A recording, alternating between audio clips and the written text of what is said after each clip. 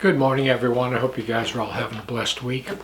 So listen, I started in January and I read the Bible all the way through, cover to cover. Took me a little over 3 months.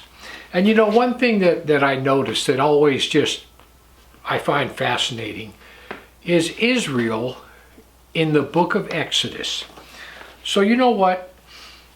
They're heading out of Egypt.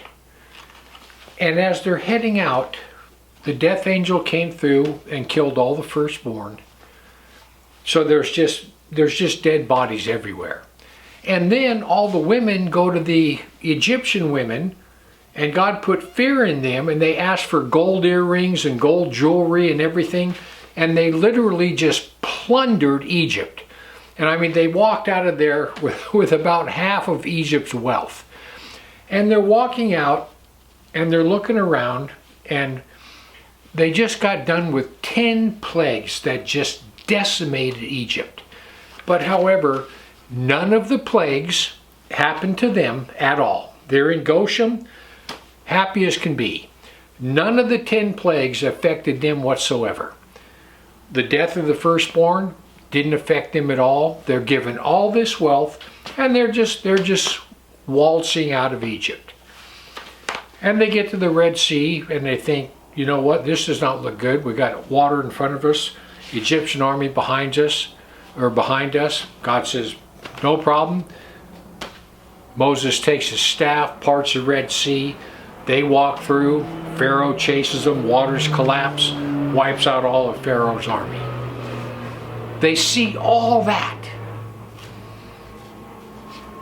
And then all of a sudden, the first bump in the road comes. The very first problem comes about. And they're ready to give it all up, turn right around, head right back to Egypt and be slaves again. Very first bump in the road. Just give up on God. Let's head back to Egypt. We might have been slaves, but at least we had a lot to eat. So this is what it says in Exodus 14:11-14. And they said unto Moses, because there were no graves in Egypt, hast thou taken us to die in the wilderness? Therefore thou hast dealt with us to carry us forth out of Egypt. Is not this word did we tell thee in Egypt, saying, let us alone that we may serve the Egyptians? For it had been better for us to serve the Egyptians than that we should die in this wilderness. And Moses said unto the people, fear ye not, stand still, and see the salvation of the Lord, which he will show you this day. For the Egyptians whom you see this day, ye shall see no more forever. The Lord will fight for you, and ye shall hold your peace. So Moses is telling them, look guys, it's a bump in the road. Chill out. You don't need to worry about it. God is in complete control. And they were ready to give up, head back to Egypt. You know, it's going to be like that here very soon. When things start going bad, a lot of people, especially the professing Christians, not the born-again believers, but the professing Christians, the minute they hit the first bump in the road, just like when the Israelis walked out of Egypt, they're going to completely give up on God.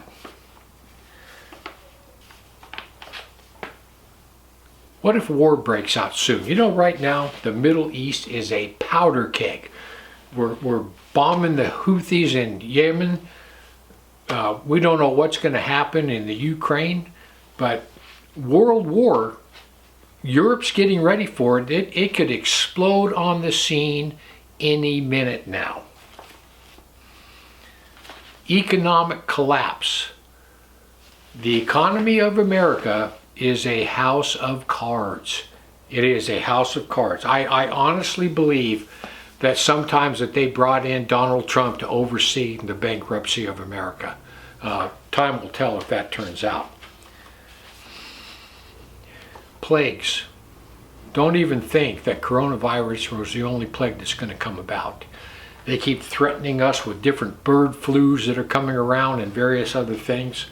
So another plague, more lockdowns could come about at any time. Famine. You know how many food factories have been burned up in America over the last 4 years? Thousands. And then what if UFO disclosure comes about? What if they land, on somebody's front lawn and say, we're here?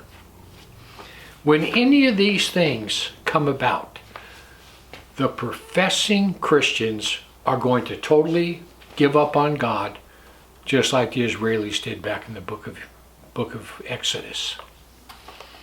Guys, listen. All the true born-again believers, you need to remember this. No matter what happens, it doesn't make any difference what it is. Doesn't matter. God is in complete control.